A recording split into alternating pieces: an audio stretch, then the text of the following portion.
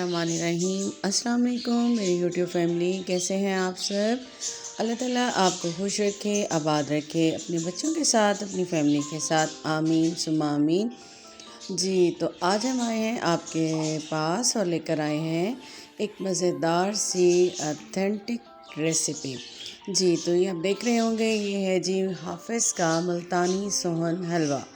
जी तो आज हम आपके लिए इसकी बिल्कुल ओरिजिनल रेसिपी लेकर आए हैं। साथ साथ हम थैंक्स कहना चाहेंगे हाफिज़ मुल्तानी सोहन हलवा वालों का, जिन्होंने हमें इतनी अच्छी ऑथेंटिक रेसिपी दी, जो कि वो अपनी रेसिपीज़ किसी को नहीं देते। तो बहुत मुश्किल से हमने उनसे ली। खैर, बहुत ही मज़ेदार ओरिजिनल रेसिपी है और आप इसे बनाएं और इन्जॉय करें।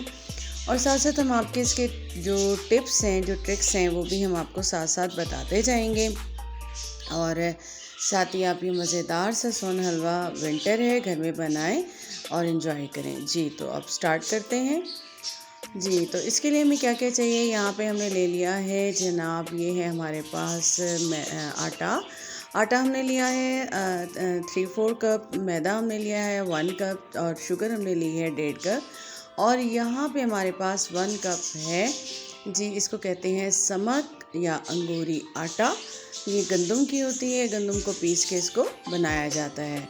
ये इसका मेन इंग्रेडिएंट है जो कि इसमें इस्तेमाल होता है। और साथ ही हम लेंगे 4 किलो दूध, जिसमें से 1 किलो दूध हम इसमें इस्तेमाल करेंगे इसे बैटर बनाने के लिए, और बाकी 3 किलो दूध जो है हम इसको हलवा बनाने के लिए करेंगे। और साथ ही हमारे पास आएगा यहाँ पे देसी घी, ये हम ले लेंगे 1 कप।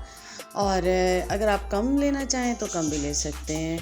अच्छा, मैं देसी घी से, क्योंकि ओरिजिनल है, देसी घी से बनाऊंगी। आप चाहें तो इसको आम घी से भी बना सकते हैं, लेकिन घी से बनाइएगा, ऑयल से नहीं।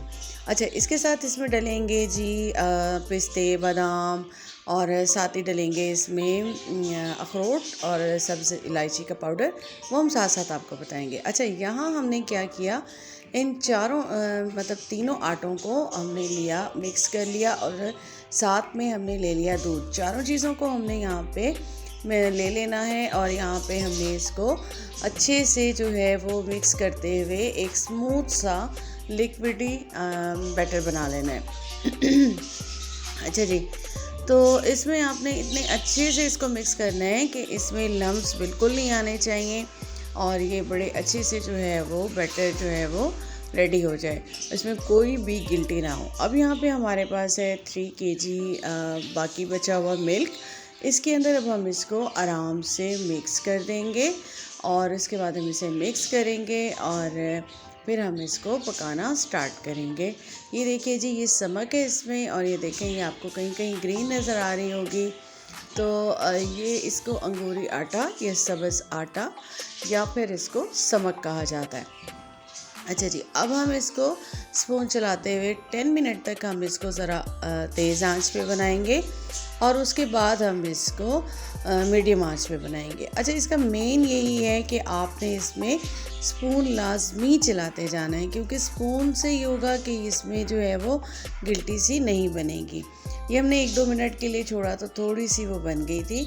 अच्छा, इसको हमने तकरीबन जो है इसको हमने पकाना है 1 घंटा। 1 घंटे के बाद ये जी ये तकरीबन 1 घंटा हो चुका था। उसके बाद इसमें ये देखें, ये दाना बनना शुरू हो जाएगा। अच्छा, उसके बाद फिर हमने इसको इसी तरह स्पून चलाते हुए पकाते जाना है। ये 3 आवर के बाद जो है ये इस तरीके से इसकी जो है वो आ गई थी, कि ये कंडीशन इसकी आ गई थी। तब हमने इसमें जो है मिल्क सारा ख़त्म हो गया था, तब हमने इसमें शुगर ऐड कर दी। अच्छा, ये 3 आवर के बाद है, क्योंकि ज़ाहिर है इतनी लंबी इसकी रेसिपी है, ये तकरीबन 7 से 8 घंटे लेता है। तो इसको मैंने थोड़ा सा बीच में स्किप, सिर्फ यही किया, कोई स्टेप स्किप नहीं किया, जस्ट आपको बताया है कि ये इतने घंटे के बाद इसकी कंडीशन ये हो जाएगी। उसके बाद हमने इसमें 2 टेबलस्पून सब्ज़ इलायची का पाउडर ऐड किया, और फिर इसको जो है हमने भूनना शुरू किया। अच्छा, ये हमारे पास हैं बादाम, पिस्ते, ये हमने भूनते हुए तकरीबन 1 घंटा मज़ीद हो गया था। उसके बाद हमने इसके शुगर के 1 घंटे के बाद हमने इसमें बादाम, पिस्ते जो है वो थोड़े से कटे हुए, वो हमने इसके अंदर ऐड कर दिए। क्योंकि हम इसके ऊपर से भी ऐड करेंगे। तो यहाँ पे हमने बादाम, पिस्ते और काजू जो है वो बारीक पिसे हुए वो हमने इसमें ऐड किए। और अब हम इसको स्पून चलाते जाएंगे। आप देख रहे होंगे मेरा कहीं से नहीं लगा। ये देखिए नीचे से भी बिल्कुल साफ़ है मेरी कढ़ाई और साइडों से भी मेरी कढ़ाई बिल्कुल साफ़ है, क्योंकि मुसलसल आपने इसमें चम्मच चलाते जाना है। जब ये इसकी ये कंडीशन आ जाएगी कि पैंदा छोड़ने लग जाएगा, तब हम इसमें घी अपना जो है वो ऐड करेंगे।